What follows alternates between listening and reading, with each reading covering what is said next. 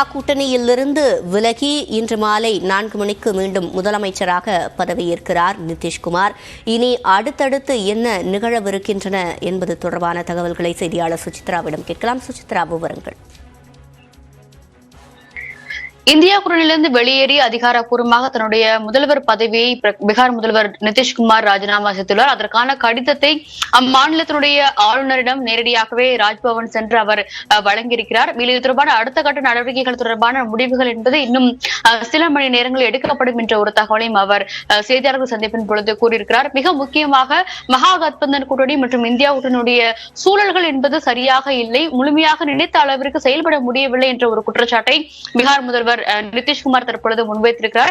India கூட்டணியில் தாங்கள் பல்வேறு செயல்களை செய்த பொழுதும் அவர்கள் செயல்படுவதற்கு தயாராக இல்லை என்ற ஒரு குற்றச்சாட்டை தற்பொழுது நேரடியாகவே இந்தியா கூட்டணியுடைய மீது நிதிஷ்குமார் முன்வைத்திருக்கிறார். இந்த கூட்டணியை பொறுத்தளவில் தாங்கள் எதிர்பார்த்தது போல செயல்படுவதற்கான ஒரு சூழலானது அமையவில்லை, அதனால் கூட்டணியிலிருந்து வெளியேற வேண்டிய ஒரு சூழலானது ஏற்பட்டுள்ளது என்ற ஒரு கருத்தையும் அவர் தற்பொழுது முன்வைத்திருக்கிறார். ராஜினாமா கடிதத்தை அதிகாரப்பூர்வமாக வழங்கியுள்ள அவர் அடுத்த கட்டமாக ஜேடியுடைய முக்கிய ஆலோசனை கூட்டமானது நடைபெற இருக்கிறது. அதே சமயம் பாஜக மற்றும் ஆர்ஜேடியுடைய கூட்டங்களும் தனித்தனியாக நடைபெற்று வருகின்றன. நிதிஷ்குமாருக்கு ஆதரவாக எம்எல்ஏக்கள் மற்றும் எம்பிக்களுடைய அந்த கடிதத்தை பெறுவதற்காக பாஜகவுடைய சட்டப்பேரவை கூட்டமும் தற்பொழுது நடைபெற்று வருகிறது. அந்த சட்டப்பேரவை கட்சி கூட்டத்தினுடைய இறுதிகள் பாஜகவுடைய ஆதரவு நிதிஷ்குமாருக்கு வழங்கும் வகையிலான ஒரு ஆதரவு கடிதத்தில் அனைத்து எம்எல்ஏக்களுடைய கடிதத்தையும் கையெழுத்தையும் அவர்கள் பெறப்பட்டு அதனை அதிகாரப்பூர்வமாக இன்னும் சற்று நேரத்தில் ஆளுநரிடம் அவர்கள் வழங்க உள்ளதாகவும் அதன் பிறகு ஆட்சி அமைப்பதற்கான ஒரு